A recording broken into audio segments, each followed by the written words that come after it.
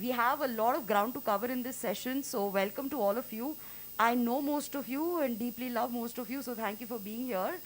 My name is Bhakti Shah. I'm the Director of Outreach at Krea University, and it is my pleasure to welcome you here today. It's the last session for the conference as well as for today. And I'm pretty sure that all of you have been bombarded with so much information in the last 2 days with the sessions that you've attended. It's a lot to take in, it's a lot to process. We're going to try to make this as engaging as possible, but this is an intense topic, so be prepared to take notes, ask a lot of questions. Um, I just want to say that, just the way you have the fabric of the country, which is extremely diverse, and one size does not fit all in education in schools. Similarly, one size does not fit all in higher ed, in colleges. There's a lot of talk, and I remember the pre-conference conversation when Ankur and I were there, and a lot of you had joined us as well. We talked a lot about the emergence of the new age universities. We spoke about, what are the new things that are coming up in admissions, etc. But we cannot have this conversation without acknowledging the existence of a completely different setup that actually exists for many, many decades in India, which is the traditional, conventional, or the large-scale universities, or the public universities, even some of the private universities, right? The ones that offer engineering, business, the popular courses in India. So this is an important conversation because let's not forget the context that there are two distinct type of higher ed systems that exist in India. With that, I am going to introduce my panelists and quickly tell you what to expect in the next 30 minutes or so. I have with me today Ankur Vohra. Ankur is the Director of Admissions and International Outreach at Jindal Global University, and he is here with us in person. Dr. Kalai Chelvan Gurmurthy, who is the Senior Professor, School of Agriculture, and the Director of Undergrad Admissions at VIT, Vellore Institute of Technology. And we also have Dr. Rajesh Nair, Health Psychology Professor and Director of Amity Institute of Behavioral and Allied Sciences. So if you see the sort of makeup of this panel, the composition of this panel, I think it's pretty clear that we're trying to project and get perspectives from two very distinct type of universities that exist in the country. You have the VITs and the Amities of the world that deal with thousands and thousands of students in applications and enrollments. And then you have OP Jindal, which is not thousands and thousands, but a slightly smaller scale. And then you have a Krea, which is brand new, 2 years old, a few hundreds. And we're not going to scale 2000s ever. So just to get a sense, Dr. Nair, can you give us an idea, can you give all of us an idea here, how many students study in your undergrad program at Amity? Sure. Though I would be representing the Amity University Haryana campus as of now, but Yes. put together, if I have to tell, the numbers runs into thousands of students in Amity, in all 11 university campuses what we have in India, and also some 13 campuses, international campuses as well. So these would touch thousands, maybe somewhere around 1 lakh students. But in my campus, in the campus where I am teaching, we have roughly about 3,000 students who are only in UG programs, and then we have master's, PhD programs. Okay. As such. So a question for the audience is very quickly, right? You get a benchmark sense that Amity has 3,000 students in the UG program in their Haryana campus. How many students do you think Kalai's university has in engineering in UG? Take a guess. Quick guess. VIT. 2,000. Yes, 5,000. Okay. Online audiences, any guesses? Please put it in your chat. How many students do you think study in VIT in undergrad in engineering? Quickly, put it in your chat box. All right, so we've got 3 to 4K, Aditi says. All right. Okay, Kalai, the suspense is killing us. Just give us the number. Are we right? Are we way off the mark? What's the number, Kalai? You're on mute. Kalai, you're on mute. Kalai, you're on mute. Sorry about that. Thank you first, Bhakti, for connecting with this learned audience. That's my first thing. And I think the guesswork by Anuya is right, but it's only for first year. So I would say that for Vellore campus alone, it will be like somewhere around 25,000, and put together, we will be nearing around anywhere between 35,000 all over the campuses. So We have four so campuses much in so, India. yeah. So you're saying, Kalai, just if we got the numbers right, 35,000 students study in your UG engineering program on the Vellore campus. Not Vellore campus, all over, All over. all Okay. the four, Four all the four campuses. campuses. Okay. Yeah, So there's perspective for you. And Ankur, how many students study in OP Jindal? UG, all courses. Mike. All courses for UG, we will have about 5,000 students 5,000. across all the 5 years or 3 years that we have. All right. So you get the stark difference in scale. The purpose of this is for you to just get that context and look at the difference in scale between VIT and Amity and Jindal and Krea. With that, I really want to move into our first segment, and if we could dive into our presentation, please, and have the first slide on, that'll be great. This entire conversation is going to be in three segments. We're first going to talk about what are the major differences in traditional and new age universities when it comes to admissions, all right, and the outlook in admissions. Is it a selection approach or a rejection approach? And I want to start off with you, Kalai. I had told you this morning that there is the greatest amount of interest in interacting with an engineering institution like VIT amongst all our schools. We really want to know, how do you go about your admission process? I don't want the admission process as much as tell us a little bit about the admission philosophy, perhaps. no, actually, Bhakti. So we tailor our process as per the program, not as you say as per the large scale needed. Right. For example, engineering, as all know, it's a huge program, and we need to, rather than selection, we like IIT performs JEE, we have to put in a process for rejection rather over the selection, right? Yeah. So here, so we have to screen out some students among the lakhs of applications. We have to screen and take the only the top. I would say the 1 percentile I have to take, right? Right. So that is a very huge, and obviously there will be some rejections, a lot of rejections. But if you look at the other program, like we also have design. In the design, we in fact do a selection process, not the rejection process, wherein we interview, we perform over and above the U seat, we give a design aptitude test, and also we interview the candidate, and it is like whether they suit to the program needs. That's also another facet of the admission process. So I would rather say it is not exact per se, it is not the conventional or new university, it is the program needs actually. Makes sense. Similarly, if you go to the agriculture also, we interview and find out their aptitude for agriculture. So that also happens. So here we do put in a lot of, not like engineering, but we do have thousands of applications, and interviewing is rather a challenge. That is also the other fact. Right. Okay, thanks, Kalai. No, absolutely. I think it is very course dependent. It's not really about just the university. It's a lot more about the Exactly. course. A course like engineering in India is bound to have way more interest than anything else. But that really brings it back to the point that when we talk about the admission processes, and there's so much noise now in India. We're talking about holistic admissions. You need to look at everything. Is that really possible in engineering colleges? Is that really possible? And Rajesh, I'll come to you next, and then Ankur, please feel free to jump in. But Kalai, is that really possible in engineering colleges in India to some extent? Yeah, it is possible. For example, you shouldn't start at the last secondary. After secondary stage, there is a screening process. In fact, the screening should start at the school stage itself.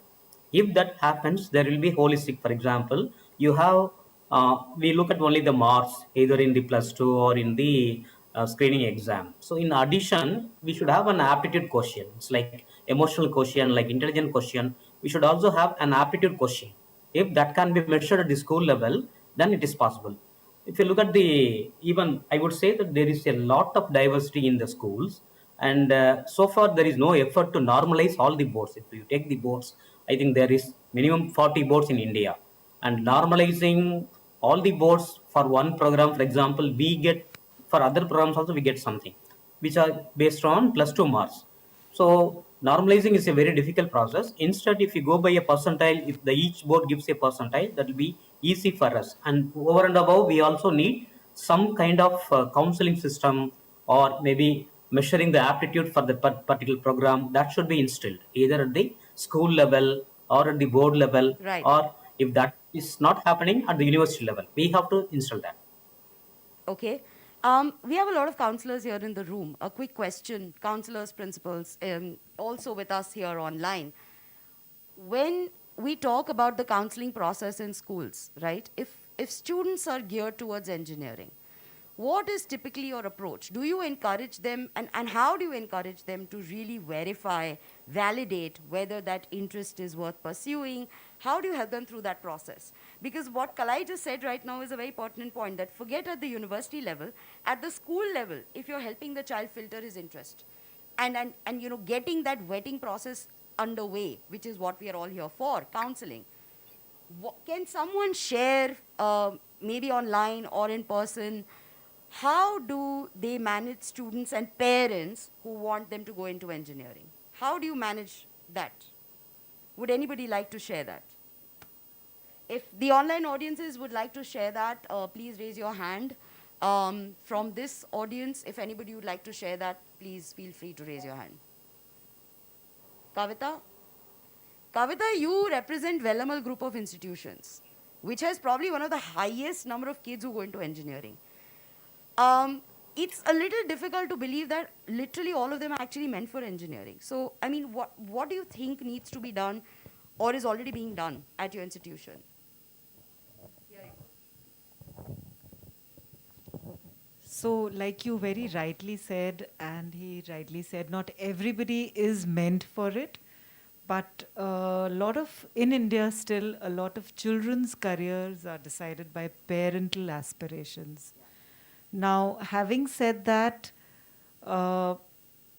particularly in Tamil Nadu, where our schools are, parents do play a very important part. But we are trying to facilitate the children in helping them making more informed decisions. That's the only thing you can begin. And we begin this at a much earlier age. Like we've started this process from class 9th onwards, where we start telling the children, think what you want to choose as your career, and then you start thinking which colleges you want to go to. So this process begins from class 9th. And we review, like each child is allotted a mentor. So we review this every 3 months. And we have seen that changes do happen. Children make their choices based on a lot of factors: peer pressure, popularity of an institute name, many reasons for it. So I am not sure that a child choosing engineering is absolutely based on aptitude. That's where we try and change the mindset by giving them more information, helping them make more informed decisions. Thanks, Kavita. And Dr. Nair, I just want to quickly jump to you because I know that Amity offers like I don't think there is a course in the world that Amity doesn't offer, if I'm not mistaken. I don't think there's a city in the country where Amity doesn't have a campus. And that's a lot of scale.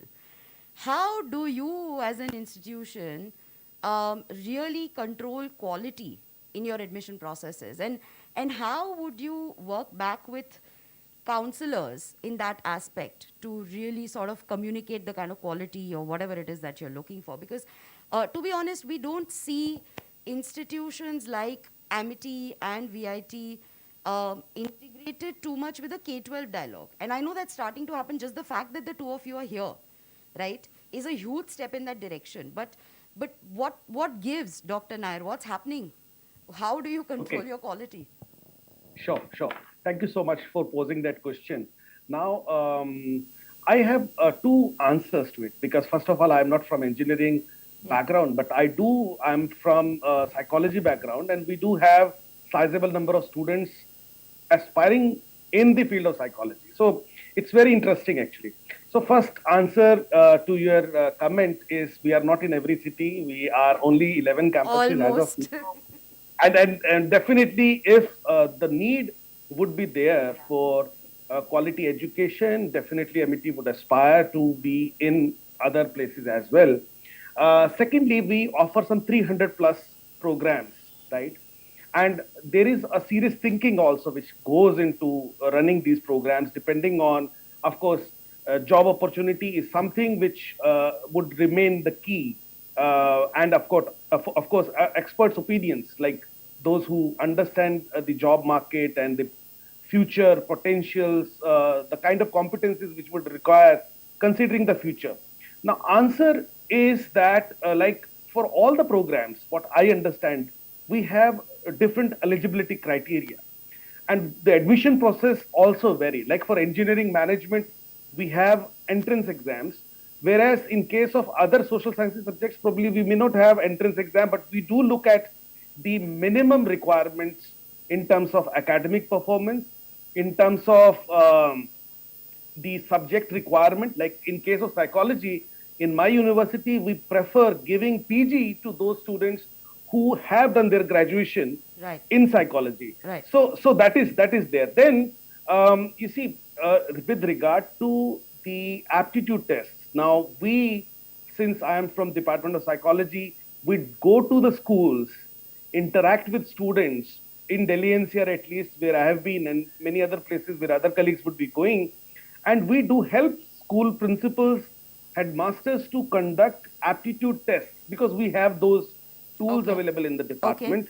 We help in terms of organizing the counseling sessions for the student in case Yeah. if there are interests or in some kind of interest, like doing something very niche kind Yeah. of a program, or maybe something which is non academic kind of program, something maybe in the field of let's say hospitality as such. So that is there. Sure. Last point I would want to Yeah. mention here is that subjects like us, psychology, sociology, social work, anthropology, probably are subjects which students otherwise have not heard about it during their plus two or secondary education.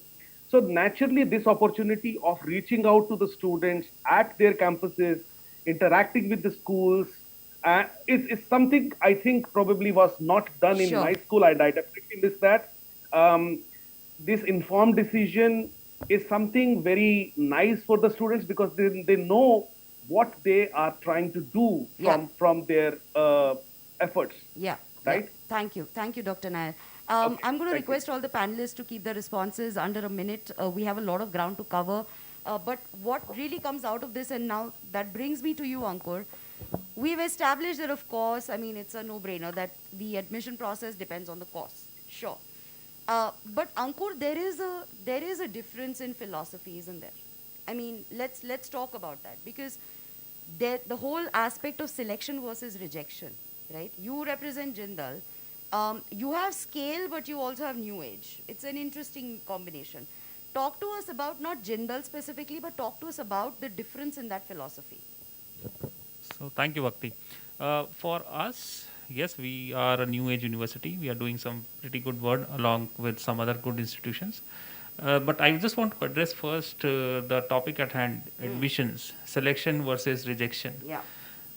For all the glamorous reasons, I would say that we do acceptance because we don't like the word rejection.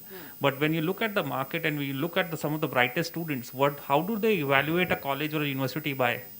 The rejection ratio. They will tell me how many students applied to this college and how many got through. Yeah. Even my career counselor friends here talk about Harvard, Princeton, and their acceptance ratio.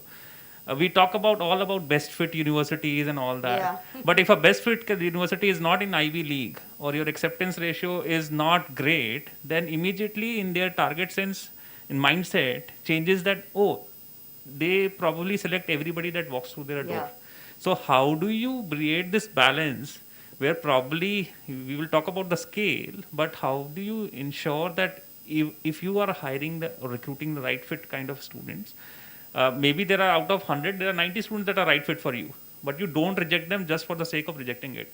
Unfortunately, I've seen that happening. I have seen universities rejecting students just because they want their acceptance ratio to be low, which is something that probably we should also look at. No, absolutely, Ankur. In fact, not just counselors, I would say increasingly students are asking the question of what's your acceptance ratio, right? What's the acceptance rate in your school? And that's become a parameter for judgment for joining a university.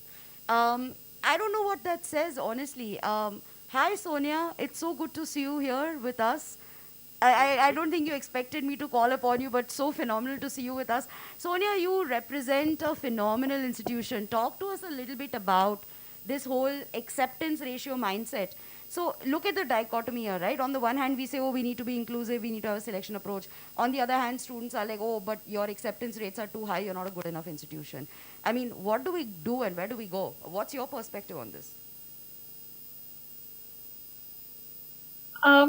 I'm not sure whether, I don't think that we should be using acceptance as a parameter, personally speaking. If acceptance ratio is a parameter that people really look at, I would say then Pathways would be considered to be a school that nobody would want to go to, because we are an inclusive school.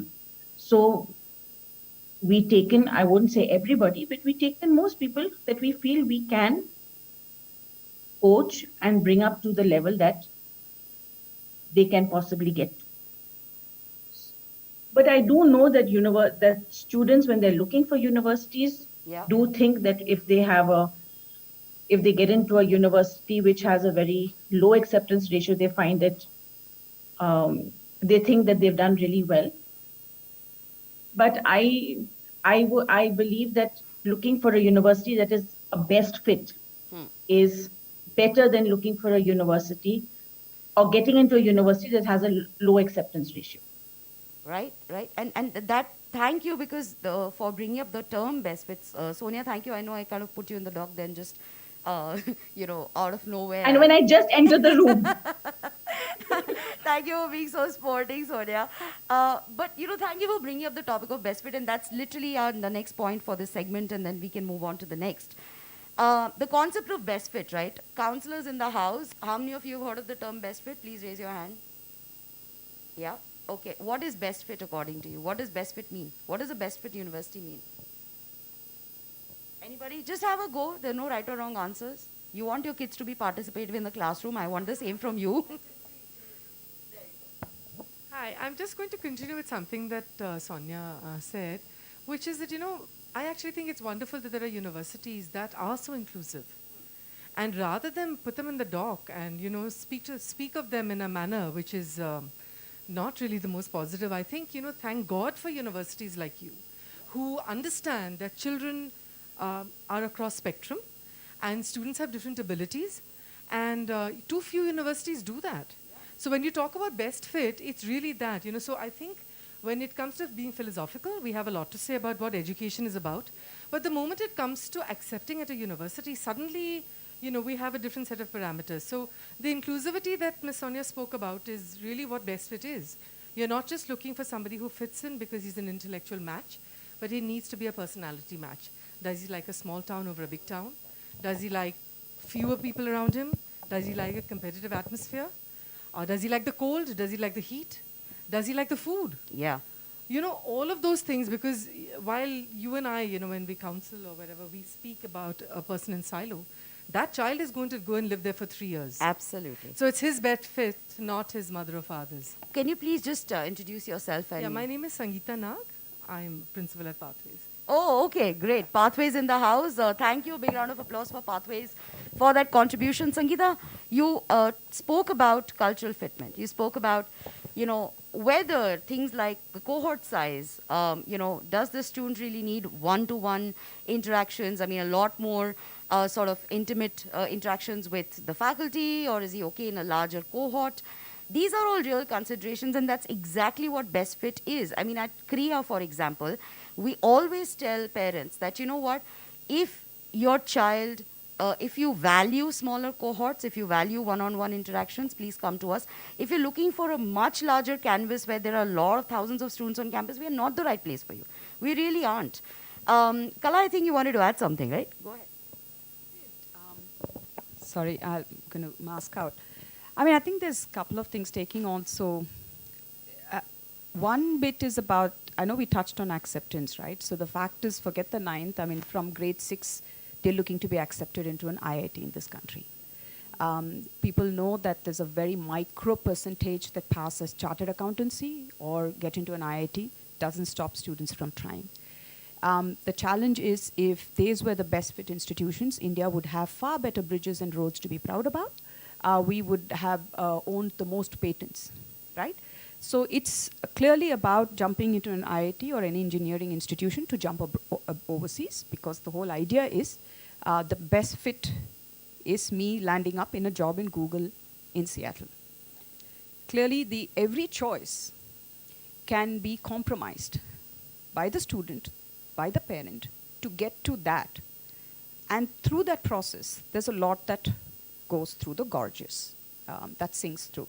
So I think that to me is like the whole thing. And when we have a problem, by and large, not even identifying best fit courses, careers, and aspirations, and then comes the whole college process. So I just wanted to throw some light on that, because we are struggling with a huge unemployability of engineers.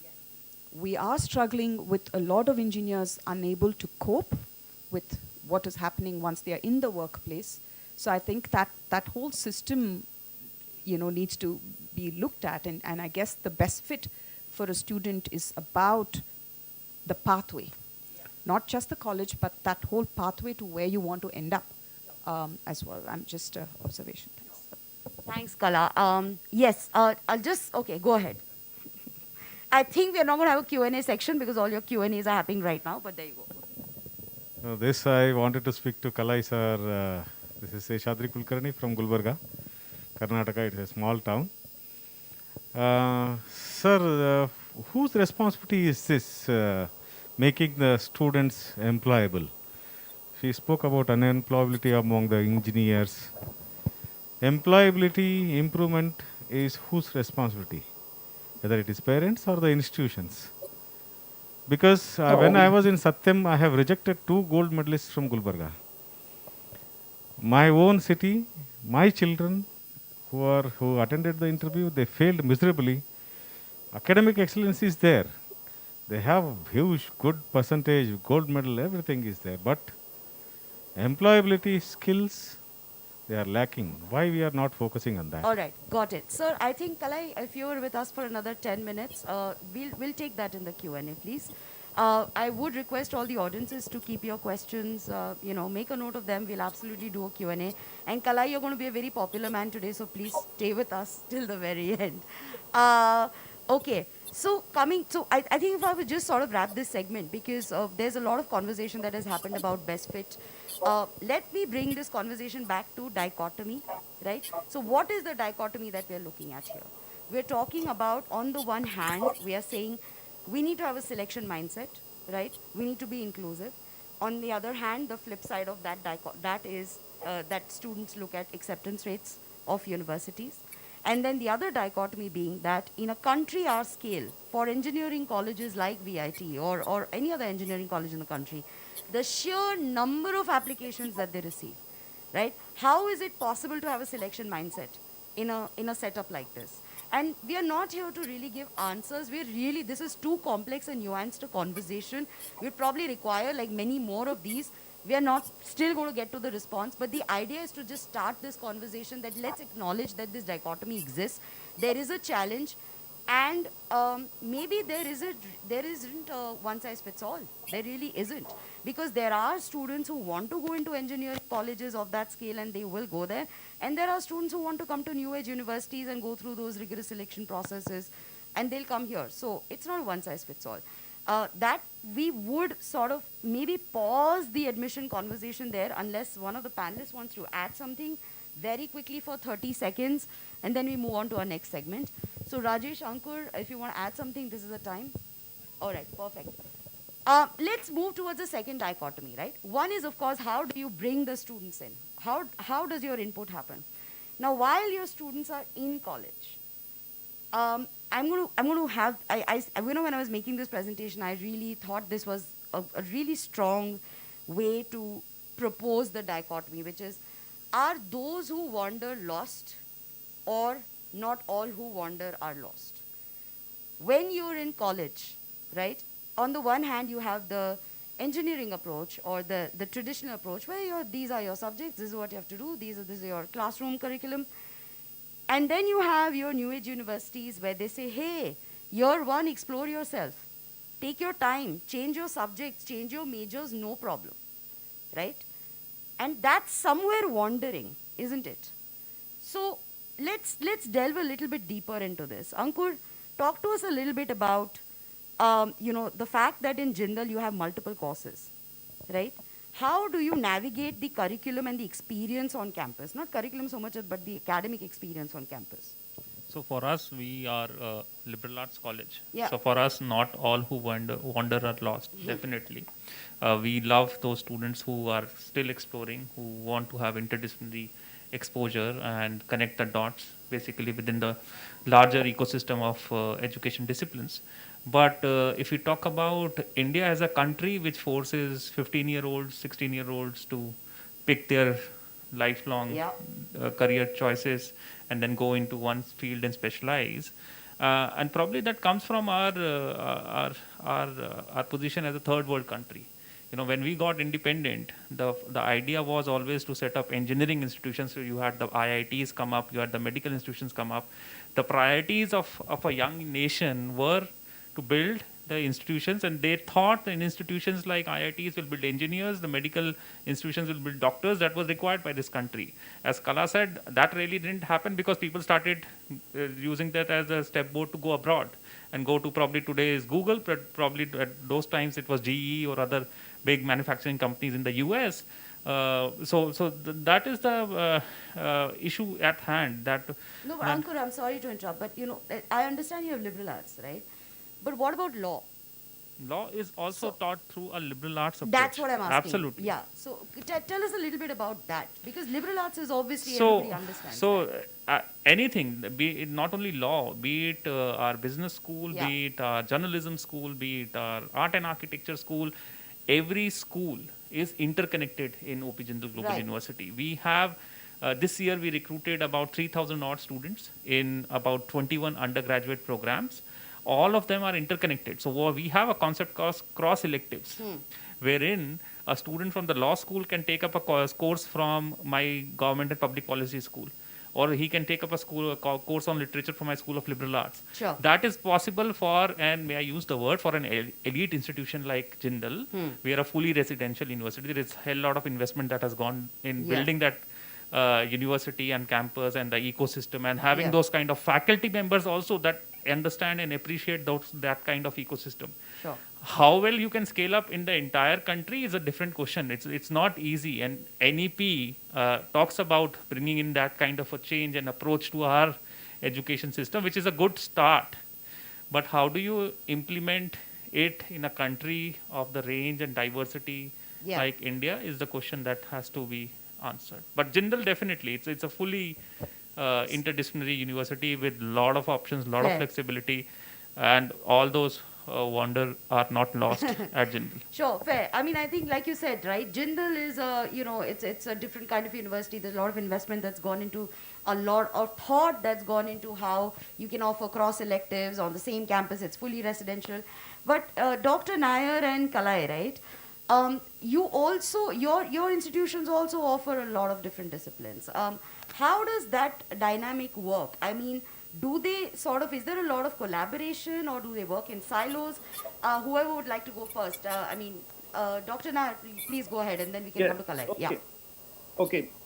So basically at MET, what I understand, we focus on the holistic development of the students, right? And that would mean that the student has all opportunity to, even, let's say for engineer student, if he would want to study psychology, maybe some point in time he is interested in understanding the behavioral aspect, so he can get a minor degree in psychology as well as part of this engineering program. Sure. So when I say holistic development, we are looking at a better professional, ultimately getting ready from the academic program, a good human being, most importantly through the value educations which are being offered, communication skills, not only in English, Hindi, but also another foreign language. Then also looking at some of the skills aspects, such as maybe military training, that kind of in-campus training what we offer. So basically what we try and do at campus is we do innovate in terms of the requirement of today's and tomorrow's future in terms of employability of the student. We try to invest our time, energies in that. Then also we try to focus that our students have to be street smart so that they are best employable Yeah. when they get the opportunity to join the job market. Right. So for that, number of efforts are taken. But yes, like what other colleagues have mentioned, we also try to see that students they get best in possible Yeah. in the market at the MET grounds. Sure. Thanks, Dr. Nair. Kalai, if you could quickly tell us about how does the collaboration and the flexibility of academic options work in VIT?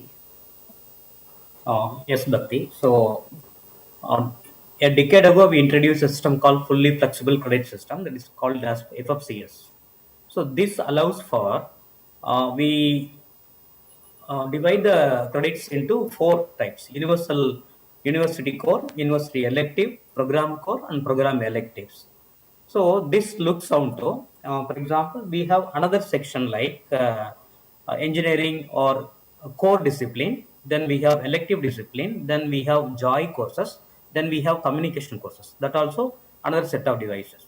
So the student can take any course from any discipline. Maybe engineering student can take a fine arts course, or it may be a music lesson, so that there is a mix of different disciplines left to the choice of the student. It's limited. He can take the maximum of 4 or 5 courses in the entire career. But by providing that, we make him holistic, or it is like some rounding goes on there actually. And also, we, irrespective of the discipline, we also offer soft skills. So these soft skills offered for everybody, so that they will face like what Dr. Nair said, so that they will able to cope up with the when they go out with the interacting with persons. This most important skill for the employment. So I'll answer that when somebody asked about the employability. That is one Yeah. of the factor also. Okay. So quickly, I would say that VIT has being a very large institute, has a lot of disciplines, and intermixing of the curricula is allowed actually. Academically, it is allowed, and even double major is offered, minor is offered. For example, from agriculture, they can take a minor in computer science, or from civil, they can take a computer science or management, like that. That kind of flexibility is existing in VIT. Thanks, Kalai. And I think the burning question for a lot of people is the employability of engineers. Dr. Rao, the director of IIT Delhi, had made a very infamous statement that 80% of our engineers are unemployable in India, and there were some studies also that came out to that effect. And I think, Kalai, maybe it will serve our audiences that, if we were to have another separate conversation, a panel, where we talk about what are engineering colleges actually doing to increase the employability of students. And when we're saying engineering, I'm talking about traditional engineering institutions. Yes, Dr. Nair, go ahead quickly. Very quickly, since you asked about the collaborations, Yeah. so there are inter-arc collaborations within the university among the departments, Yeah. but also there are strong collaboration with the industries. And something that is not only limited to engineering or management students, but also for social sciences, because since I am heading the department, I know about it, how this industrial connect basically is quite helpful for nurturing our children to become a better professional human being. That is something I wanted to mention. Thanks. Thank you. Thanks, Dr. Nair. I'm very mindful of the time. We have 10 minutes before the session. Is that right, Aarti? We have 10 minutes to go. Okay. So great. I think I would like to thank the panelists, first of all, for keeping time. I think, we need to be crisp and concise. It's right after lunch, which is the worst slot to have for a panel discussion. Half the people want to sleep. I hope you had a cup of coffee before you walked in. If you haven't, please wait for 10 minutes and then go and grab your cups of coffee. let's jump right into Q&A. I think you asked a question. I hope your question was answered, right? All right. From the virtual audiences, if anybody has a question, please go right ahead. I have 2 questions of my own, but yeah, please feel free to ask your questions. Anybody from the physical audiences has a question, or virtually, you can raise your hand and just go ahead and ask your question. Okay, I'm just going to kick this off.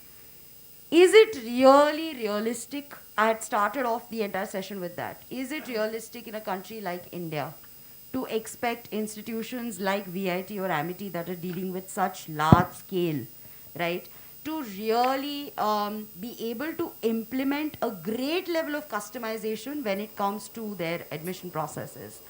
Dr. Nair or Kalai, would you like to answer that? I mean, how much is this even possible? You've heard me and Ankur talk a lot about, oh, our admission processes are very curated and we only take 200 kids every cohort. That's the size we are dealing with. And then you're talking about 35,000 students on your campus. It's mighty impossible, isn't it?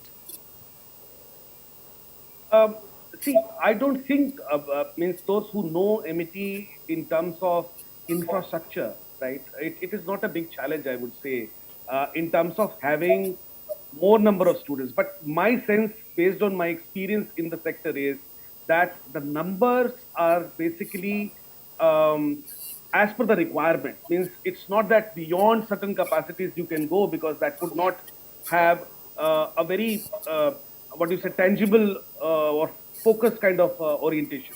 So in MET per se, it is not a large number what I am talking about. Sure. Like in my department also, there are certain statistics with which we go that what number of students can form one section. So we remain very standard on those aspects, right? Okay. So it has to be around 40 size maximum, Okay. 40 students per classroom. Now, in terms of admission processes, yes, you see, every time you have to look into it, because the reason I'm saying so is conventionally, if you go with the admissions, that would not work that way, especially in case of private universities. Okay. In government universities, they may not have the challenge, but in private universities, you have to see that the requirement of having students and the numbers of the students should not compromise the quality of students as well. Means that is Sure. one very important, because ultimately then you have to see how they are going to be placed in the jobs, different places. So we do regularly look at the admission processes, and wherever the tweaking is required, that is done. I can give you examples, but I do not want to encroach upon other colleagues' time as well. Thank you, Dr. Nair. Yeah, go, Kala. In fact, I want to ask a quick question to the audiences here. How many of you from IB schools here? How many IB schools? Okay. Do you often have universities like VIT or engineering institutions coming in and talking to your students? Does that happen? Yeah, I know. No. I asked how many IB schools in the house. Forget IB. Okay, how many CBSE schools in the house? How many state board schools in the house? All right. Do any of you get engineering institutions on campus to interact with your students? Okay, what kind of, okay, so what school are you from? I'm from the Heritage School, Rohini. Yeah.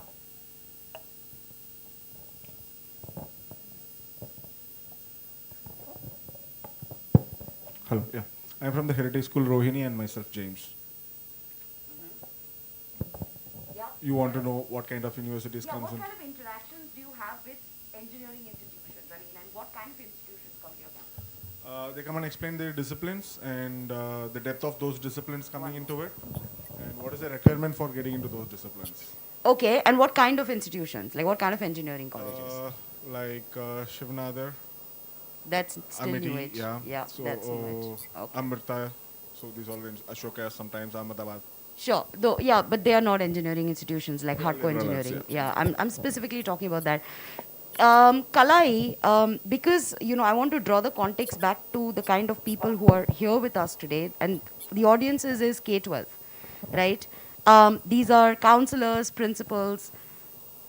Why isn't there a greater access for schools to institutions. I mean, I know VIT is probably one of the more accessible ones. I know that. But why isn't there greater access? I mean, we try to get people from IIT or some of these public universities to the conference for different conversations, but they aren't too forthcoming. What's happening, Kalai? Why aren't you guys talking to us more? No, Bhakti, I would beg to differ on that actually. Okay. So we do talk to schools from VIT. I can talk only about VIT. Yeah. In fact, we don't talk about engineering. We do talk about career options. Only the career options we offer.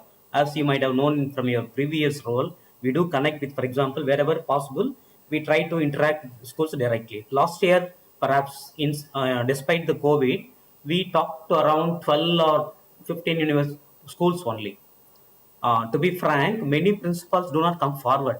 Even if we request, we send the counselors, they don't permit us actually. That's a plain fact. I would like to bring it to the notice of the many principals. Okay. So I'm not sure about, I have not interacted, but for many I talked to, they said that you come this day or that next month. Simply, they are trying to postpone, and some or other the children are engaged in exams. This is not the right time. So those things are also there. Yeah. So there is time factor is also there. I am not blaming the principals alone. The situation is like that. That's what I am saying. So when we start, for example, the finishing of the current academic year for admissions, at least sometime it takes to September or October. Sure. Then we have a 1 month of time. November or December, we start preparing for the next cycle of admissions. By November or December, the schools go for the revision exams or for the preparatory exams so that they will prepare for the board examination. At the time, they are very busy. Right. So the time window, if you see, the window is somewhere between September up to November only. Let us say 3 months. In the 3 months time, so it's very extremely difficult for us to interact. We have started, for example, this year we already started interacting with schools, but sometimes planning is a little difficult. That's for example, our outreach department interacts with the schools. Yeah. Some schools are directing interact, and some to Univarity or CL4 systems or some of the other where the counselors are. Sure. There is a kind of union is there. Yeah. So they have affiliated to some organizations. So through them we interact.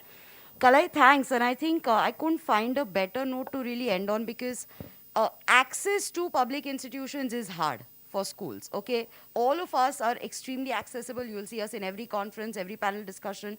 But talking to individuals from institutions like VIT, I think if there is one thing you can take away, I hope there are more, but if there's one thing you will definitely take away from this conversation, it is that VIT is accessible to schools. A big round of applause to VIT. Yeah, come on. I mean, we're thrilled to know that. Yeah, see, you're already getting requests for getting connected, Kalai. So I told you you're going to be a very busy man after this. Yes, Abhita, if Kalai is okay with it, I will share his contact information with all of you. Most welcome. Bhakti, I'll tell you one more thing actually. Go ahead. So we do have a system of online registration from the schools directly. Yeah. We do offer some concession to those if they are coming from schools. Okay. That is Okay. also, yeah. That's interesting. That's interesting. I hope all of you heard that, because that was a very important point. Do make a note of it. And thanks, Kalai. I know you had a very important session for NAC, but thanks for sticking around with us. We'll take some last comments from the audiences. I know that you guys wanted to say something. And then if the online audiences would like to say something, you're welcome. And then it's a wrap. Go ahead. Go ahead, Kavita. Thank you so much. That was really much appreciated. We definitely will be calling on. But I just want to say one thing, that we definitely need a bridge between schools and universities. Yeah. And like he said very rightly, there are people like CL4 or Univarity who are doing it. But there is still a lot of resistance to them. I think most schools would be very, very appreciative if they could have a direct access to the universities themselves. Yeah. There's much more faith in talking to the colleges and universities themselves. No, that's point noted. And just for everyone's benefit here, if I will just to tell you, at least some of us, we are starting a consortium, not just of new age universities, but we are getting folks like Kalai and like Amity into the fold. So we can be a much larger group of universities and do much more with all of you. So we'll send you information on that. Yeah, go ahead, Sonia. Meenu, I'll come to you after Sonia. Go ahead, Sonia. I also, one thing that we learned from this time of pandemic is that during the school day, it's very difficult for, to take out time, especially in the important board classes for university interactions. But we found that we got a great response from both parents and students when we started doing this in the evenings, because then parents can also attend, travel time is not there.